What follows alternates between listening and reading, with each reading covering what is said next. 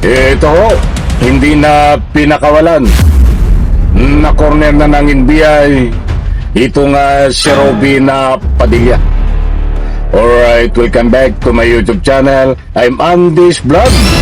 Mga kaibigan, ito ho, may kaugnayan no sa kaso ni Robin Padilla. Hindi na po pinakawalan. Ay deserve mo yan, Robin Padilla.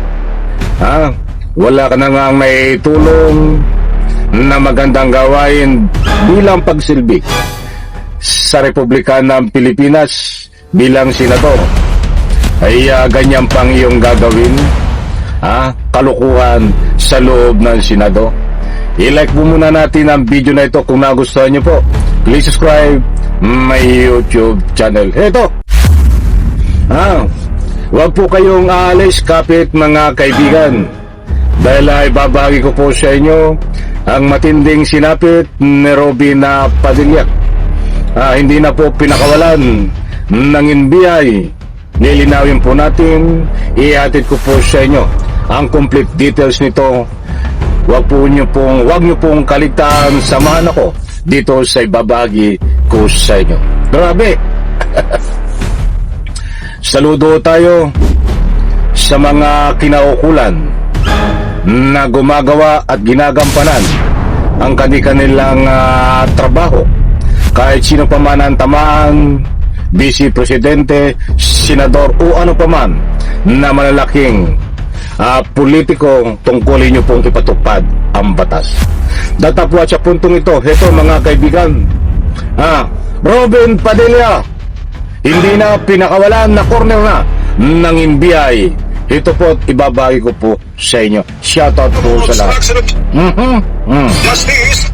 Sandali lang, heto. Samantala mga kabrigada, ang reklamong obstruction of justice laban naman kay Senador Padilla at tanggap na ng DOJ. Brigada Ino Flores, ibrigada mo. Go ahead.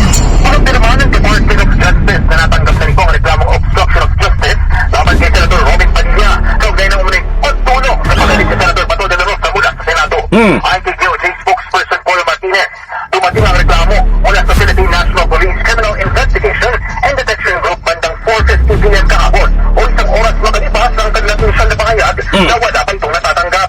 Nilinaw ni Atty. Martinez na tulad ng anumang kasong inihahain sa ahensya, sa ilalim ito sa masusing evaluation batay sa umiiral ng mga patakaran at proseso. Kapag nakita mo ng may sapat na basihan ng ebidensya, isasailalim ito sa formal na preliminary investigation upang matukoy kung may prima facie evidence na mag-uugnay sa mga respondent sa kaso. Sa naunang pahiya, sinabi ni Prosecutor General Richard Padulio na isinampa ang reklamo kaugnay ng muling papel ni Padilla sa pagtakas ni De La Rosa. Ang sunod ang naging tensyon at pultugan sa loob ng Senate Complex. Bukod kay Padilla, kasama rin sa reklamong isinampa ang isang individual, kabila ang may-ari ng SUV na sinasabing ginamit bilang backup o escort vehicle. Isang babaeng security officer na dating miyembro ng Armed Forces of the Philippines at naging foreign service officer bago umano naging staff ni Padilla. Hindi na pinangalala ng CIDG ang tatlo pang sangkot sa kaso. In the heart of Ayan mga kaibigan, maliwanag ho sa tulong po ng CIDG. At siyempre, ang una pong umaksyon diyan para maimbestigahan at madevelop ang kaso ay ito pong NBI at ang mga kapulisan katulad ng CIDG. Nagtulong-tulong ho. Kaya't mga kaibigan, maliwanag ho dito na corner na ng NBI, CIDG at mga otoridad at hindi na pinakawalan ang kanyang kaso ni Robin Padilla tungkol dito sa pagtakas niya sa loob ng Senado kay Bato de la Rosa. Nako, maliwanag mga kaibigan. Disclaimer lang ho, hindi po tayo nagpapakalat ng anumang fake news dito. Kung nasabi po natin na na-corner na ng CIDG at NBI, mga kapulisan, itong si Robin Padilla, ito po yung kaso niya. Hindi po mismo si Robin Padilla, yung pong kaso niya. Hindi na po pinakawalan ang kanyang kaso. Ay buti po yung nililinaw ko. Hindi po si Robin Padilla ang hindi pinakawalan, yung pong kanyang kaso. Maliwanag po, mga mahal kong taga-subaybay. Para naman hindi ko kayo mabiktima ng mga fake news. Diyan po sa comment section, karapatan nyo magbigay ng mga public opinion. Abangan po natin itong kasyong ito dahil ayon po sa binahay ko po sa inyo ay natanggap na po ng DOJ at ongoing po dito ang investigasyon. At siyempre kapag may kaso ka at mayroong probable cause, iisa ang pupuntahan nito. Dismiss at ituloy ang kaso sa korte at siyempre maglalabas din po dito ng arrest warrant. So being senador, itong sa pagiging senador ni Robin Padilla, ano po ba ang nakalakip na corresponding punishment bukod doon sa umiiral na ruling ng batas na pwedeng kasuhan, pwedeng ikulong, pwedeng maaresto? So sa pagiging senador po, alam ko, mayroon po yung kalakip kung ito ba ay sususpindihin, aalisin ba ang pardon nito? Marami pong nagtatanong, hindi lang ako. Taong bayan, pipera ang kanyang tagasunod. Papaano na kung ito ay nalabag ang pardon na ibinigay sa kanya?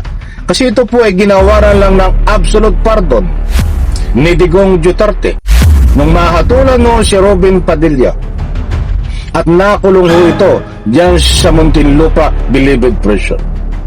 Ang kalakip ng kanyang pagkahatol ay bawal ng tumakbo sa anumang posisyon ng politiko o umawak ng posisyon sa gobyerno. May kasama pa ata doon na bawal mag-travel sa ibang bansa. But nung naging presidente itong si Digong Duterte, ay ginawaran siya ng absolute pardon. Ay siyempre mayroon pong batayan yan. Mayroon pong regulation ng pardon.